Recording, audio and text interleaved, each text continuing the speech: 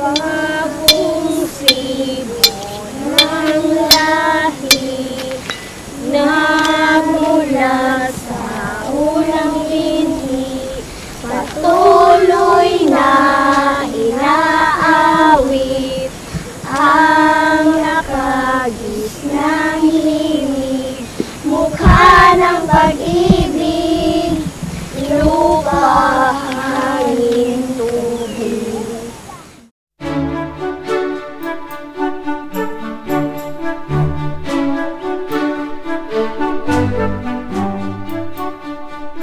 Sa palagay ko, mahalaga ang pagtuturo ng kultura namin sa mga kabataan, lalo na sa ngayon na panahon na moderno na tayo. Dahil sumabay na yung iba sa kung ano talaga tayo ngayon. Para naman mas ma-preserve yung kultura namin, kasi mas nakakaawa yung generation namin pag mawala yung kultura namin.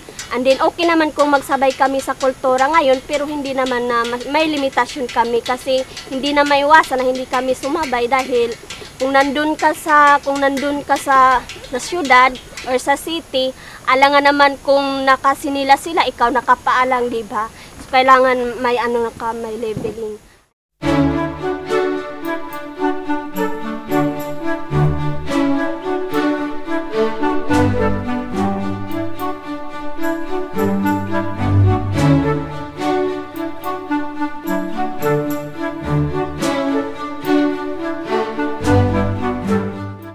Mismo sa amin is nangangailangan talaga ng mga guro. Although sinasabi nila na teacher ka na naman, maraming teacher dyan na nakapagtapos na, nakapasa pa sa board, hindi rin lang na-employ.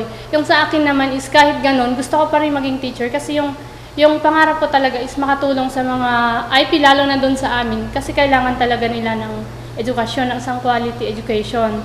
Kami indigenous people, kahit dapat talaga umaya kami mun school. Hindi kahit nan school, kahit hindi ng kanandaan mga balance hinara sa tao, dakor talaga discriminate hinara kakaruakan ipugaw karkaru hinara pempuan mahmokan adi makais school iso nga ulay din daw idi kawad ammi ya anu samin umari mun school tap nula yang wada dama di ilawlawan hinara imba. Nahihirapan yung mga parents ko dahil sa hirap ng buhay, hindi nila provide yung mga pangangailangan ko bilang estudyante. Sige ako sige absent, uban sa akong ginikanan magtrabaho. Pag sinasabi ko mga problema namin, sabi nila malayo talaga, at aantayin ko daw na matapos yung ibang barangay na mauuna sa amin bago marating ang barangay namin. Isa din yung mga books, kasi kulang na kulang talaga doon. Kung meron man silang mga book, punit-punit ganun, hindi pa sila updated. Bisan o ganang sa una dili tag sa kasimana dili mi makakaon, moadto lang mi eskwelahan, dili mi mamahaw nya pagkaudto dili na lang pud mi mumuuli sa balay, kay sa may amuulian wala namin kanon nya. Mga bata natatakot, lalo na pag may mga armed groups na nasa paligid, natatakot sila, so naapektuhan din yung edukasyon ng mga bata. Maging balance sana kung ano yung treatment nila sa mga nandito sa city, ganoon na rin sana dun sa mga nasa bundok. Ang edukasyon ay isang to break up the cycle of discrimination sa tribo namin.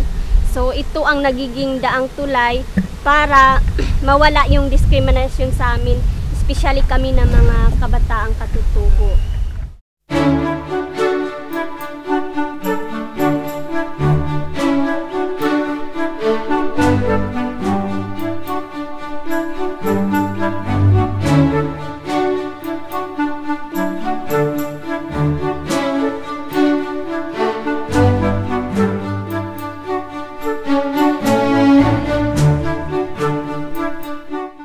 Malaking pasasalamat ko po sa mga magulang ko, dahil kahit gaano kahirap ang buhay, pinilit pa rin nila akong makapagtapos ng pag-aaral. Pero naningkamot gyapon ko nga kay sa since nag-eskwela ko og elementary, ako yung pangandoy nga inatunta nga makalampos ko, madili na ko magbalik-balik diri sa mua nga sa kalisod. Dili na ko gusto na ako nga makalampos ko para dili na ko parehas mapareha sa una nga kanang grabe kalisod. Naghihirap na kami dahil bumibili na kami ng mga isda sa palengke. Pero nung una, hindi pa nagbibili ng isda sa palengke kasi nandun pa yun sa kalikasan namin. Pang simpleng buhay lang ito, mga pagkain lang ito. Hindi naman sa kinakapos talaga kami ng masyado, pero mayroon talagang araw na kinakapos lang kami, pero okay naman, nakakarols naman. Sana ibigay nila sa amin kung ano yung nararapat para sa amin.